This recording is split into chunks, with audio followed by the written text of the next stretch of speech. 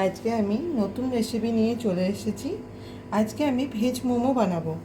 তো পরিমাণ মতো ময়দা নেব, তারপর একটু চিনি নেব, পরিমাণ মতো চিনি, পরিমাণ মতো নুন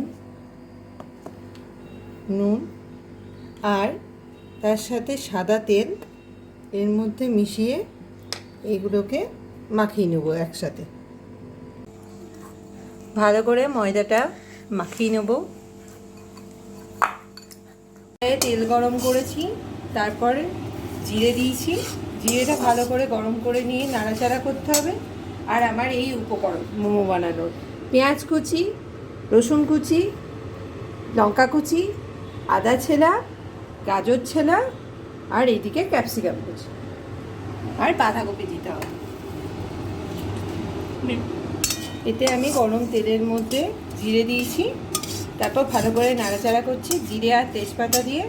এবার পেঁয়াজ কুচি দিয়ে দেবো। ভালো করে পেঁয়াজ দিতে হবে।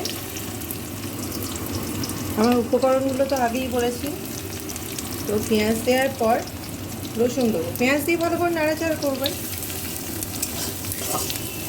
তারপর রসুন, আদা কুচি দিয়ে ভালো করে নাড়াচাড়া করতে হবে।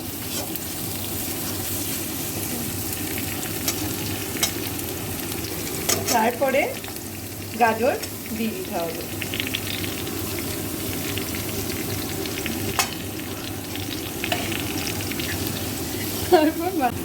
এতে আমি পেঁয়াজ কুচি, রসুন কুচি, ক্যাপসিকাম কুচি,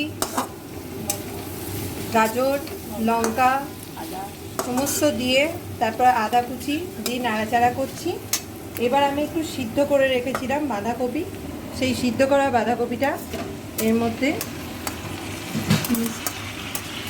তারপর ভালো করে নাড়াচাড়া করতে হবে। এটা যেহেতু পুর বানাবো, মোমোর তরকারির পুর, এইভাবে সুন্দর করে নাড়াচাড়া করে নিতে হবে।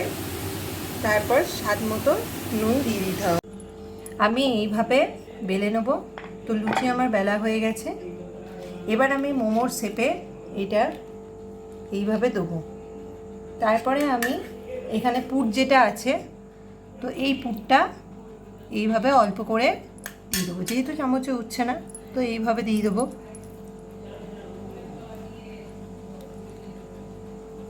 এমনি করে দিয়ে একটা সুন্দর শেপে আনবো। তো আমার রেডি মোমো। এইভাবে আমার মোমো রেডি। কড়াইয়ে জল বসিয়েছি, গরম জল হচ্ছে, আর এখানে লেবু দিয়েছি, বুঝতেই পারছেন, যাতে কড়াইটা কালো না হয়ে যায়। তো ঝিক দিয়েছি। এবার আমি ফুটো থালার মধ্যে তেল দিয়ে দিয়েছিলাম, দিয়ে ফুটো থালাটা আমি এখানে দিয়ে দেবো। আর আমার বানানো মোমোগুলোকে আমি এইভাবে সুন্দর করে সাজিয়ে সাজিয়ে দিচ্ছি। তো এইগুলো দেওয়া হয়ে যাবে। এবার আমি এটাকে দিয়ে দিয়েছি ফুটো থালার মধ্যে সব মোমোগুলোকে।